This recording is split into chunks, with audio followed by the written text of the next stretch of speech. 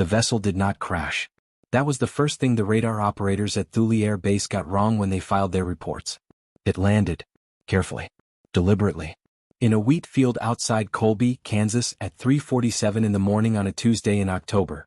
Chosen, as analysts would later determine, for its low population density, its flat sight lines, and its proximity to 3 major highway arteries. Whoever, or whatever, had set those coordinates had studied human infrastructure. Had studied us. Her name, in the tongue of the Veth Collective, translated roughly to Instrument of Final Assessment. The humans who eventually met her would call her Vera. She chose the name herself, from a list of common human female names she had memorized during the 18-month approach from the outer system. She liked the Latin root. Veritas. Truth. She stood 1.71 meters tall. Bipedal. 2 arms, 2 eyes, a mouth capable of producing human phonemes after 2 weeks of practice. Her biology was close enough to human that a rural emergency room doctor, presented with her unconscious, might spend 20 minutes before noticing that her cardiovascular system pumped from 2 separate hearts, one on each side of the thoracic cavity, and that her blood carried oxygen through a copper-based compound that read, on a pulse oximeter, as 94% saturation and meant nothing at all. The Veth Collective had been engineering infiltration class agents for 4,000 years. Vera was their finest. She walked out of the wheat field at dawn carrying nothing. She was wearing clothes she had assembled from a supply cache buried at that location 11 months prior by an unmanned drone. A prepositioning mission so routine the collective ran hundreds of them annually across candidate civilizations. Blue jeans. A gray hoodie. Running shoes size 8. A Kansas driver's license in the name of Vera Koss, with a Wichita address that corresponded to a real apartment, leased through a shell company, furnished and waiting. Her mission parameters were precise. 18 months of embedded assessment. Document the species' cognitive architecture, social cohesion tolerances, technological interdependencies, and, most critically, identify the cascading failure points. Every civilization had them. The economic systems that, if disrupted at the right nodes, would collapse within months. The political fractures that, if widened by strategic disinformation, would metastasize.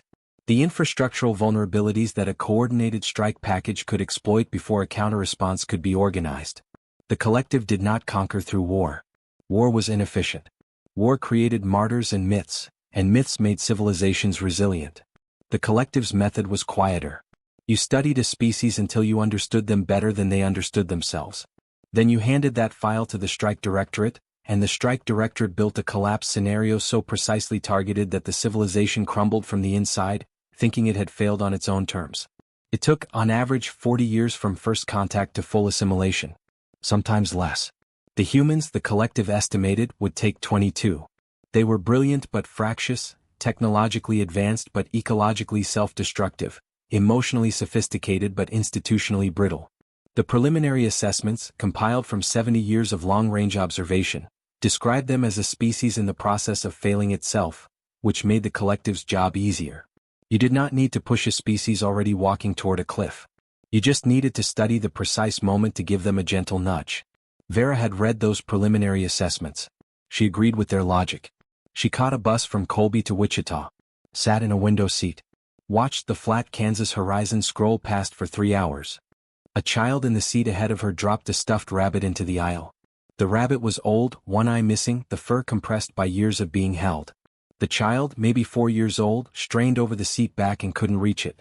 His mother was asleep. He looked at Vera with an expression she did not immediately have a word for in her native language. Not fear, not demand.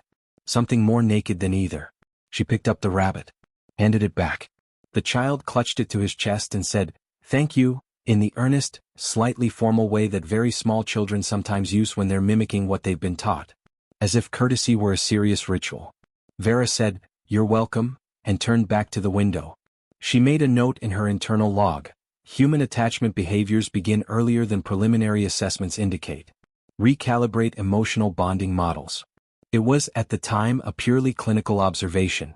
She would think about that rabbit for the next 3 years. The apartment in Wichita was on the 3rd floor of a building called Meridian Arms, a name that struck her as aspirational for a structure that smelled of old carpet and someone else's cooking. Her cover identity had a job. Data entry at a medical billing company called Centura Administrative Solutions, the kind of employer who processed 40 applications a week and asked few questions. She started on her third day in the country. Her supervisor was a woman named Dolores who was 53 years old, had worked at Centura for 19 years, kept a photograph of her grandchildren on her monitor, and brought homemade tamales to the office on Fridays and left them in the break room with a post-it note that just said "Eat." Vera found Dolores professionally unremarkable and personally fascinating in a way she could not yet articulate. For the first 6 weeks, Vera said little and observed everything. This was standard protocol. You mapped the social topology before you inserted yourself into it. You identified the information nodes, the influence pathways, the trust networks. Human workplaces were, in miniature, almost perfect models of human social systems. Hierarchical but not rigid, meritocratic in stated values and political in actual practice, held together less by structure than by a dense web of personal obligation and informal reciprocity. She was good at her job. Exceptionally good.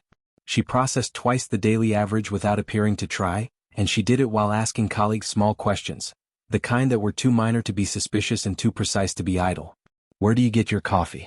What neighborhood do you live in? How long does your commute take? What do you do when the system goes down? Every answer was a data point. Every data point was a thread.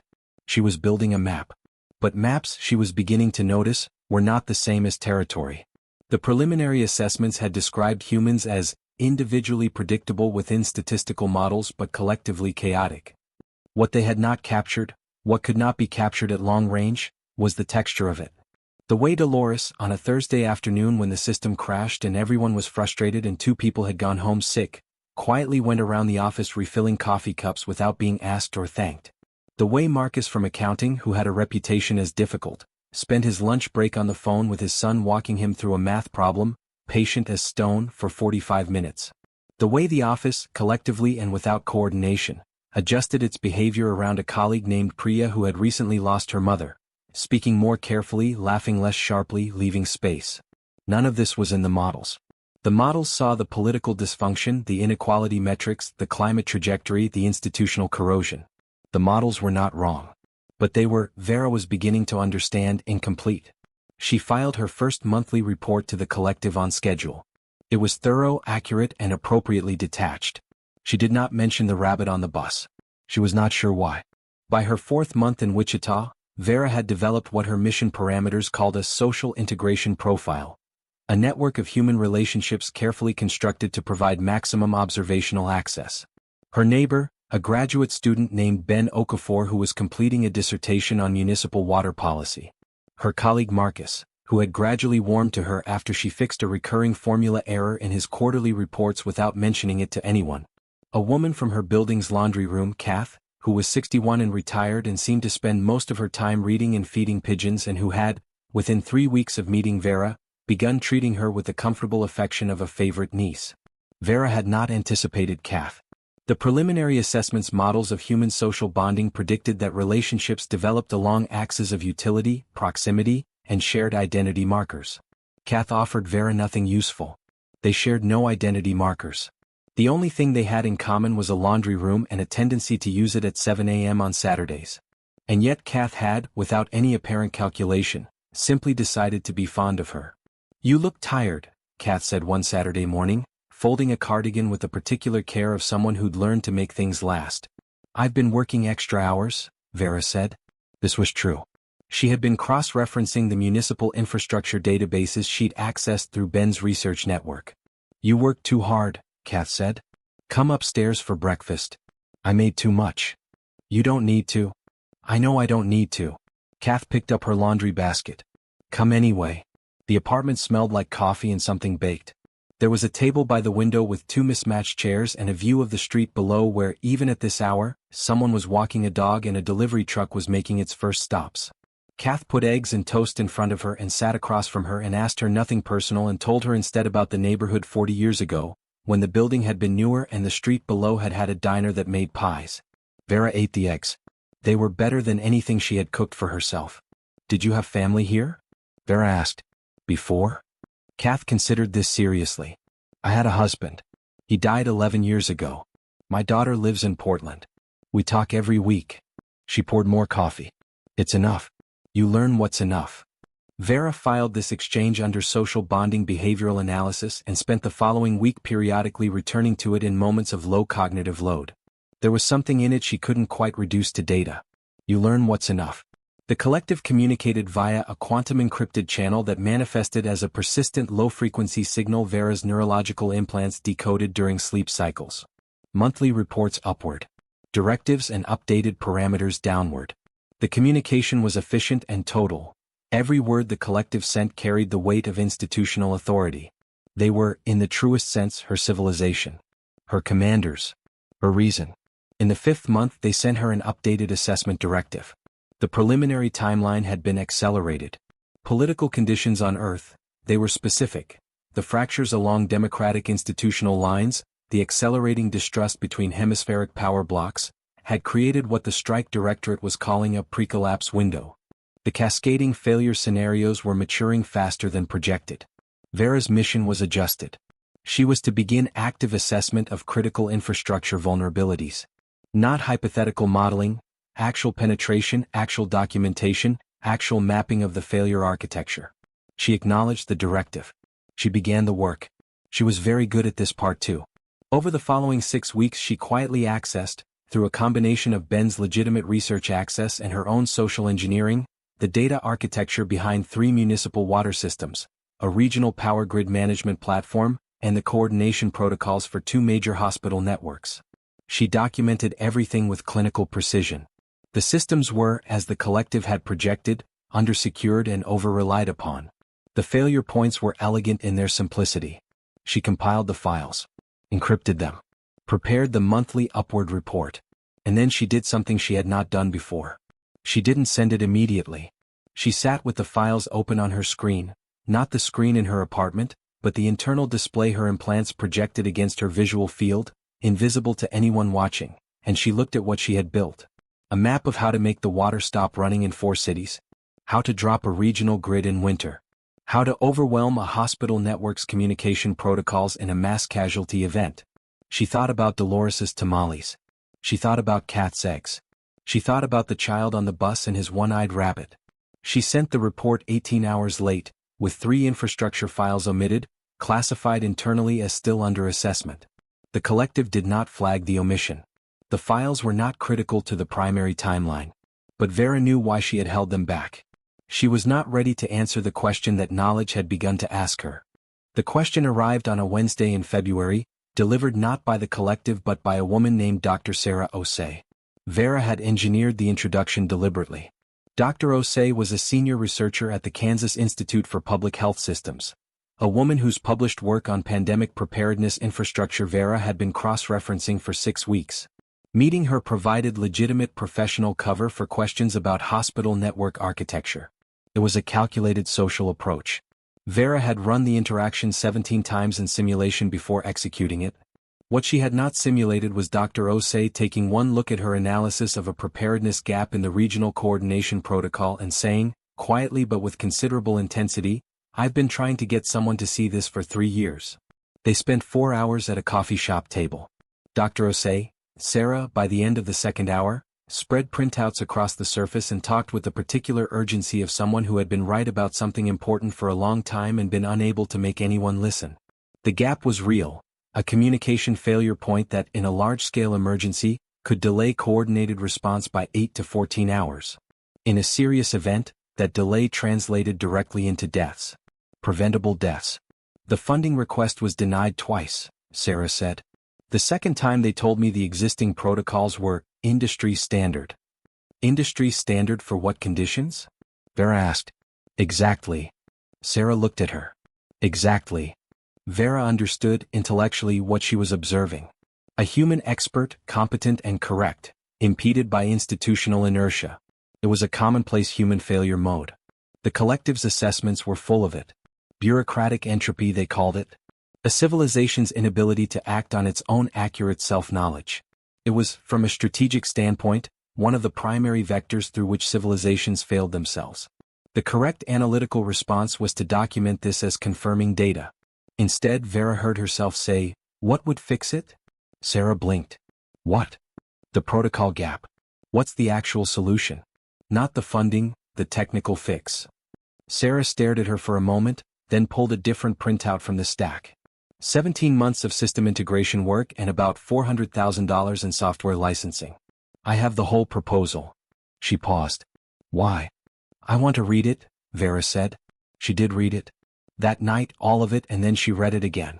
The proposal was technically sound. The solution was inelegant in places. Human engineering often was patched and jury-rigged in the way of systems built by committees over time, but it worked. It would have fixed the gap. Vera found herself, somewhere around 2 a.m., doing something that was entirely outside her mission parameters. She was trying to figure out how to help make it happen. She did not act on it immediately. She was not impulsive. Impulsiveness was a human trait the collective had carefully engineered out of her class of agent. But she returned to the question over the following weeks with an analytical persistence that she recognized, even as it was happening, as unusual. The question was not small. It was, in fact, the largest question her mission had yet generated.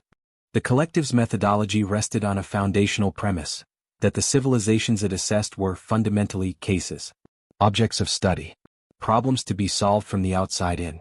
The appropriate relationship between assessor and assessed was one of detachment, not cruelty. The collective did not embrace cruelty but distance. Clinical. Professional. But here was the thing Vera had not expected, the thing that no amount of pre-mission briefing had equipped her for. She had been living inside the case for 8 months. She had eaten cat's eggs. She had listened to Marcus's patience with his son. She had watched Dolores leave tamales with a post-it note that said eat because she understood, without needing to theorize it, that people sometimes forgot to take care of themselves and needed someone to remind them. Vera had watched all of this, filed all of this, and somewhere in the filing had undergone a process the collective had not modeled, because the collective had not thought it was possible. She had started to give a damn. Not uniformly. Not naively. She was not suddenly convinced humanity was without fault. The political dysfunction she observed daily was real, the institutional failures were real, the ecological recklessness was real, the staggering capacity humans had for cruelty to each other was real and documented and horrifying. She had read the histories. She knew what these people were capable of at their worst. But she also knew now what they were capable of at their least remarked upon. Not their heroic best, their ordinary, unremarkable Tuesday morning best. The version of humanity that showed up not in the histories the collective studied but in the laundry rooms, the break rooms, the bus seats, the coffee shop tables covered in printouts from a 3-year-old funding proposal that someone had refused to stop believing in. The collective had spent 70 years observing humanity from the outside and had concluded, a species in the process of failing itself. Vera, from the inside, was reaching a different conclusion. A species in the process of trying. The crisis came not from her internal conflict but from the collective's timeline. Month 9. The quarterly strategic assessment. The collective transmitted a formal notification. The strike directorate had approved advancement to Phase 2. Vera's infiltration files, along with those of 7 other assessment agents embedded across the globe, would be compiled into a preliminary collapse scenario document within the next 18 months. She was to accelerate infrastructure vulnerability documentation and begin profiling regional political destabilization opportunities. She read the notification 3 times. Then she looked up from her internal display and out the window of her apartment, where the street below was doing what it always did in the late afternoon, filling with people coming home, running errands, existing in the dense, unremarkable, specific way of a neighborhood that had no idea it was being studied. A woman was arguing cheerfully on a phone. 2 teenage boys were doing something inexplicable with a skateboard that wasn't working. Someone had put flowers in the window box of the building across the street, yellow against the gray February. Vera made a decision. It was not impulsive. She had been making it, she understood now, for months. The infrastructure files she had held back were only the beginning. She opened a new internal file, encrypted, routed through a dead channel the collective did not monitor, and she began to write. Not a mission report. A warning. The encrypted file Vera built over the following 3 weeks was not addressed to any government. She had considered that option and rejected it. Every analysis she ran on governmental first contact response scenarios ended the same way: bureaucratic paralysis, security classification, information compartmentalization, and an almost certain probability that the warning would be simultaneously overacted upon and understood. She had watched enough of human institutional machinery to know its failure modes. She needed someone who could receive the information clearly, act on it intelligently, and had no institutional incentive to bury it. She needed, in other words, someone who had already spent years being right about things people didn't want to hear. She called Sarah Osei on a Thursday morning and asked if she was free for coffee. The conversation took 6 hours. Vera had planned a graduated disclosure, start abstract, test the responses, modulate the specificity based on what she observed. What actually happened was that she sat down across from Sarah, looked at her for a moment and said, "I need to tell you something and I need you to hear the whole thing before you decide what to think." "Okay," Sarah said. "It's going to sound insane. I work in public health infrastructure. I'm used to things that sound insane being true." Vera told her. Not everything. Not at once. She started with what she was, not a human, an infiltration class agent of an extraterrestrial civilization, embedded in this city for 9 months for the purposes of assessing Earth's vulnerabilities in advance of a coordinated destabilization campaign. She said it directly, without theatrical buildup, in the same tone she would have used to describe a methodology flaw in a research paper. Sarah did not speak for almost 2 minutes. "Show me," she finally said. Vera showed her. She accessed, in real time, a municipal database that was publicly listed as secure and entirely inaccessible, navigating it through a channel she had mapped 3 months ago. She pulled a file that had no public-facing reference point and displayed it on Sarah's phone. Sarah looked at it. Then she put the phone down and picked up her coffee with both hands and held it without drinking. "How many others?" she asked. 7 confirmed. Likely more in earlier assessment stages. "And they don't know you're telling me this?" "No." "What happens to you if they find out?" Vera considered the question honestly. "I don't know exactly. I'm operating outside any mapped precedent." Sarah looked at her for a long time. "Why are you doing this?" It was the question Vera had spent 3 weeks trying to answer. She had 17 analytical responses ready. She gave Sarah the true one. "Because I've been here long enough to know the difference between what the file says about you and what you actually are." She paused. "And the file is wrong." What followed was not elegant. There is a version of this story in which the defecting alien agent and the brilliant human scientist form an immediate, seamless alliance that moves with thriller plot efficiency towards saving the world. That is not what happened. What happened was 7 weeks of Sarah oscillating between belief and disbelief, of Vera providing evidence in careful increments, of Sarah sleeping badly and losing weight and coming to their meetings looking like someone in the middle of the worst, most clarifying experience of her life, which she was. What happened was Sarah's husband, David, a quiet high school physics teacher, finding out in week 3 because Sarah was incapable of carrying the knowledge alone. What happened was David sitting at their kitchen table listening to Vera explain it again, asking precise questions in a soft voice, and then sitting quietly for a while and saying, "All right. What do you need?" What happened was not a thriller. It was 3 people in a kitchen trying to figure out what to do next. The core problem was strategic. The collective's Phase 2 timeline was 18 months. To disrupt it, Vera would need to either neutralize the other assessment agents, something she had no mechanism to do, or compromise the collective's intelligence base so thoroughly that the collapse scenario they were building became unreliable. An enemy operating on bad data does not strike. They recalibrate. They take time. Bad data meant Vera needed to corrupt the assessment files that she and the other agents had built. To corrupt the files, she needed access to the collective's upward transmission architecture.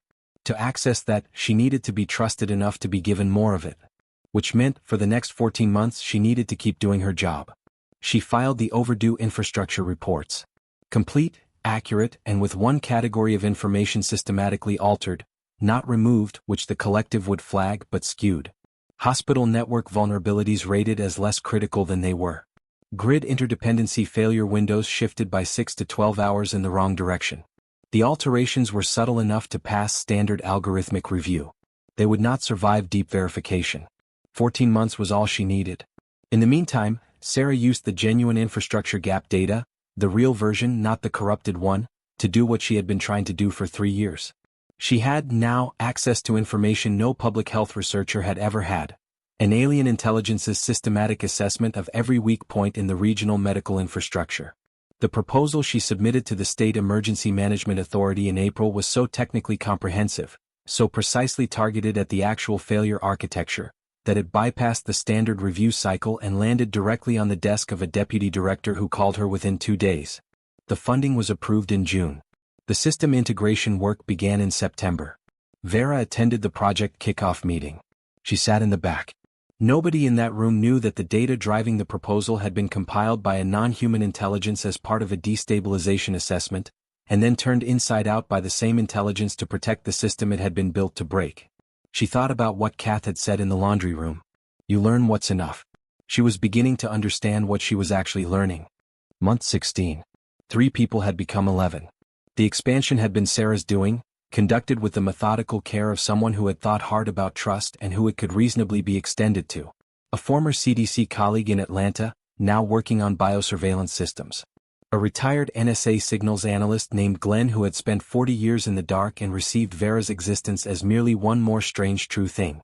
A professor of atmospheric physics at MIT who, upon being shown the collective's long-range observation data, spent a full silent minute staring at the ceiling before saying, with enormous precision, "Their solar monitoring array is here?" They called themselves, with the kind of understated humor that kicks in when the stakes are genuinely incomprehensible, the Oversight Group. They met in person once in a rented conference room in Columbus, Ohio, chosen for no reason more strategic than that it was central and cheap.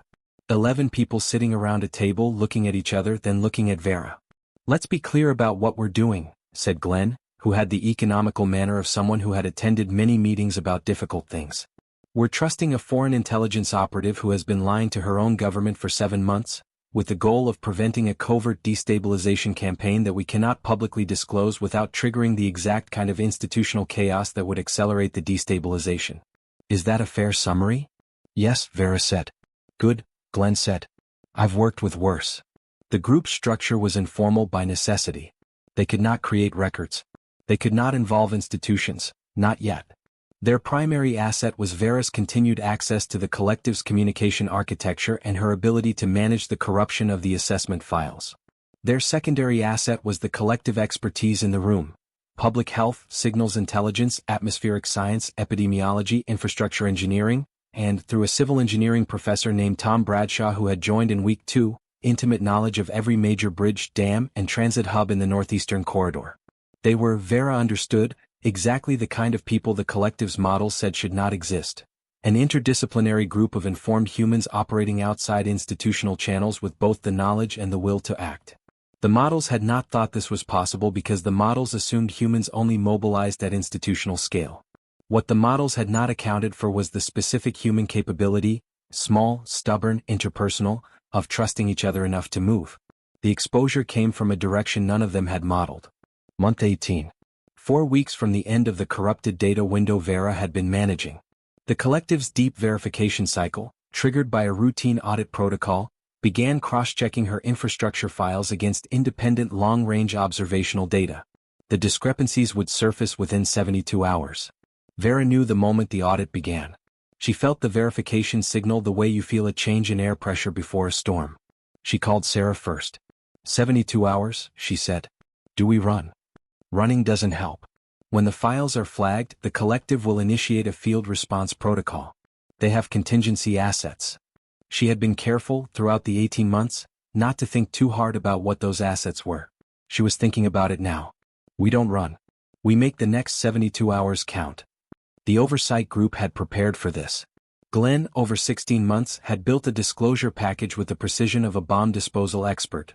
Information sequenced, sourced, verified through independent channels where possible, designed to be unpublishable and therefore unarguable. He had contacts at 3 national security desks, 2 science editors, and 1 senior official at the Department of Homeland Security who had attended graduate school with him and owed him a favor he had been saving for 40 years. The package went out in 6 simultaneous transmissions at 2 a.m. on a Friday, timed so that it would land in inboxes at the start of business on both the East Coast and in Western Europe. And it was everything. The collective's assessment program. The 7 embedded agents. The Phase 2 timeline. The infrastructure targets. And the identity of the agent who had spent the last 14 months systematically corrupting the data those targets depended on. Vera's real name. Her photograph. Her mission parameters. And her own testimony recorded in careful, precise language 3 weeks earlier, in the quiet of her Wichita apartment, explaining what she had done and why. "I was sent here to map the architecture of your failure," she said into the recorder. "I found something the map didn't account for. I found what you look like from the inside." Pause. "It changed what I thought failure meant." The 72 hours were, from a global news perspective, the most disorienting in human history since the invention of the printing press. The story broke unevenly as all real stories do. The first wave was skeptical and fragmented, the kind of coverage that hedges every claim with alleged and purported. The second wave, arriving as the independent verification threads began to confirm each other, was a different register entirely. The infrastructure access logs. The quantum encrypted transmission intercepts that the NSA, once pointed at the right frequency, confirmed as originating from outside the solar system. The physical evidence, Vera's biology, examined now by 3 independent medical teams who had spent 48 hours in quiet escalating astonishment. Vera sat in a government facility in Virginia. Voluntarily, she was clear about that. She had walked in herself and answered questions for 9 hours straight. She answered everything. She had made a decision about what truth cost, and she was not going to bargain on it now. The collective, for their part, went silent. No communication. No field response. Whether this meant they were recalibrating or waiting or doing something that had no human analog, she did not know. She sat in the facility's small, bare room, drank bad coffee, and thought about Kat's apartment. The 2 mismatched chairs. The view of the street below. She had not been back to Wichita in 3 weeks. She wondered if Kath was watching the news. The United Nations emergency session was held 31 days after the initial disclosure. Vera was not present in the chamber, but she was present in the building, in a side room with a direct audio feed and a legal advisor provided by a consortium of 6 nations who had, in 31 days, agreed on almost nothing except that they were not, for the moment, going to treat her as a hostile agent. She listened to 8 hours of debate that oscillated between the serious and the surreal. Questions of sovereignty. Questions of precedent. Questions of what existing international law had to say about a category of entity it had never imagined.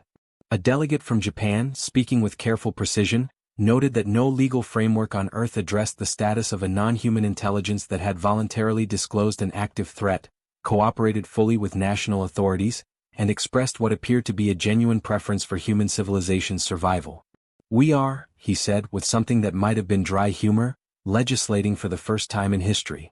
The delegate from Brazil said, with considerably less composure, "She was sent here to destroy us." There was a silence. The delegate from Finland said quietly, "She wasn't, though. That's rather the point." The 7 other assessment agents were identified over the following 4 months. 6 cooperated, with varying degrees of initial reluctance and eventual apparent relief, when the scope of Vera's disclosure made further concealment pointless. The 7th, an agent embedded in South Korea, designation translating roughly as Vanguard Architect, attempted to complete their assessment file and transmit before the identification reached them. The file was intercepted by the signals team Glenn had spent 18 months quietly assembling. Vera testified in each of the 6 cooperation proceedings. She was honest about what the agents had been sent to do and honest about the internal conflict she believed most of them had undergone to some degree, because the mission design required deep embedding, and deep embedding had a structural problem the collective had, apparently, underestimated. You could not spend 18 months living inside something and remain entirely outside it. The collective's models had not predicted this because their models were built on a species that did not form the kinds of bonds that made remaining outside difficult. The Veth collective had, over 4,000 years, engineered emotional distance out of their infiltration agents. What they had not accounted for was the possibility that the species being assessed might engineer it back in. The collective's silence broke in month 6. The transmission came on the same frequency Vera had been using for her monthly reports, and was addressed, in the collective's formal designation system, to her field designation. She received it in the Virginia facility, in the presence of 3 government officials and a translator who had spent the past months learning to parse the collective's communication architecture from the intercepts Vera had provided. It was not a threat. It was not a declaration of war. It was a question which was not what anyone in the room had expected. The translation, when the linguist finished it, read, "On what basis did you determine your assessment was in error?" Vera drafted the response herself. She wrote it in the collective's formal language, which she had been speaking since before her first word of English, and which now felt, for the first time, slightly foreign in her mouth. She wrote, "I changed the frame of assessment. The preliminary methodology evaluated the species against the standard model of civilizational coherence. I evaluated them against themselves. The discrepancy between the 2 assessments is not an error in the standard model. It is a limitation. A pause in the transmission. Then clarify." She wrote, "The standard model measures a civilization's likelihood of failure based on structural factors. It does not measure a civilization's relationship to its own failure. This species is aware of its failure modes. It documents them. It argues about them. It builds institutions specifically to address them and watches those institutions fail and builds new ones.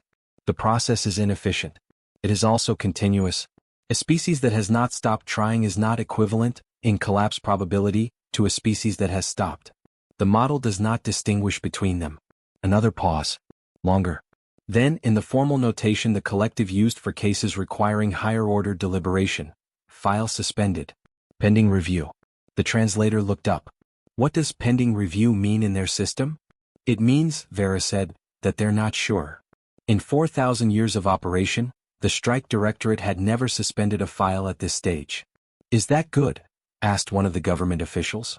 Vera considered the question with the same precision she had given everything for the past 19 months. It means, she said, that we have time.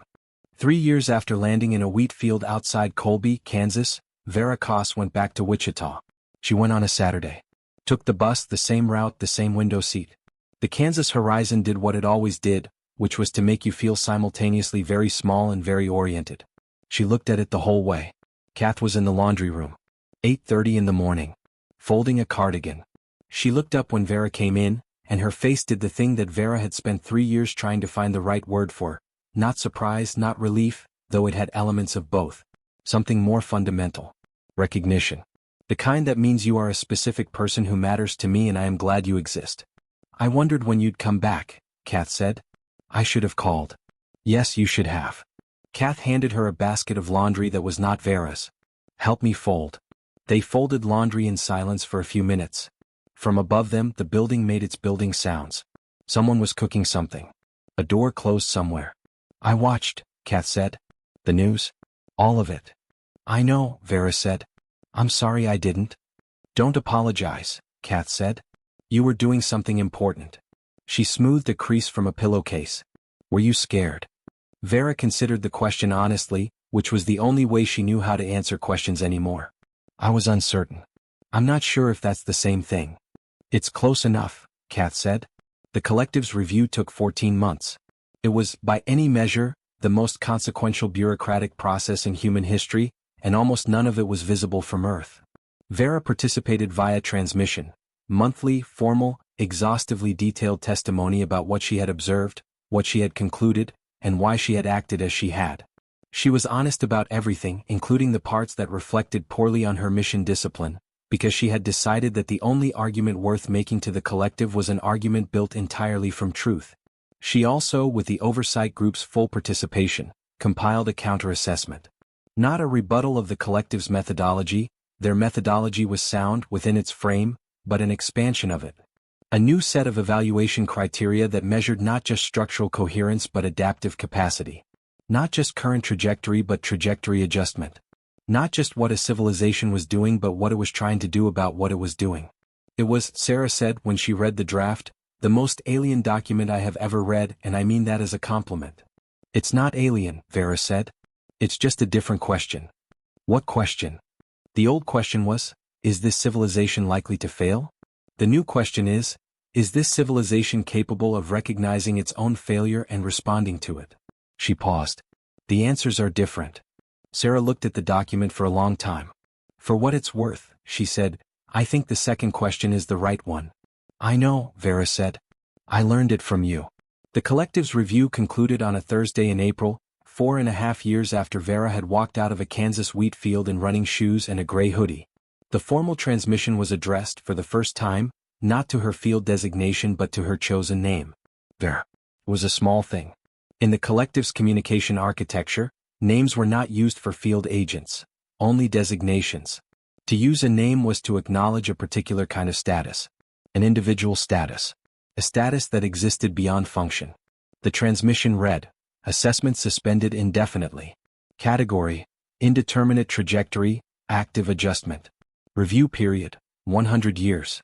Observer designation, standing. The translation the linguistics team provided was, they noted, approximate. The closest English rendering. We are not sure what you are becoming. We will watch. The official agreement, the first formal communication between humanity and an extraterrestrial civilization, negotiated over 18 months by a committee that included Vera, Glenn, Sarah, the Deputy Secretary General of the United Nations, and a collective diplomatic interface that communicated through Vera as translator, was a single page long. It established a non-interference protocol.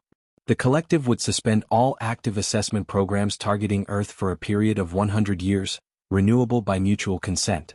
In return, humanity would provide the collective with open access to all publicly available scientific data, a provision that, Vera explained to the confused committee, was actually enormously valuable to the collective, whose assessment methodology had not previously allowed for open-source intelligence from the assessed civilization. They want our research papers, Glenn said. And our news archives, Vera said. And our historical records.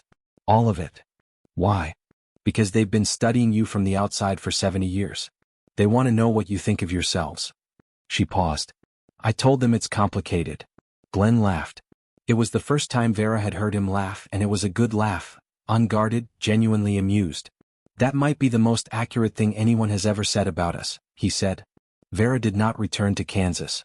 She remained in the world, by choice, in the loosely defined role that had evolved through 3 years of bureaucratic improvisation and political compromise into something called the Office of Interstellar Affairs, a title that still struck most people as slightly science-fictional, which was, Vera had come to understand, perfectly appropriate for a situation that was. Her work was not dramatic. It was mostly the same kind of work she had always been good at: observation, analysis, translation. Helping the collective understand what they were seeing when they looked at Earth through the new open-source lens. Helping humans understand what they were being seen as. Bridging the gap between a civilization that thought in centuries and a civilization that thought in news cycles. She lived in Washington now. A small apartment, 3rd floor, with a view of a tree. She had learned to cook properly, not just eggs, though she still made those often, thinking of Kat's kitchen. She had learned that she liked jazz and found traffic inexplicably meditative and consistently underestimated how long it would take to get anywhere. She went back to Wichita when she could. Sat in the mismatched chair. Looked at the street below. She was clear-eyed about this, a hero in the way that word was usually meant. She had not been selfless. The choice she had made was the choice that made sense once she had enough information, once she had corrected the frame of her own assessment. She had done what she was built to do. She had assessed. She had simply used better data.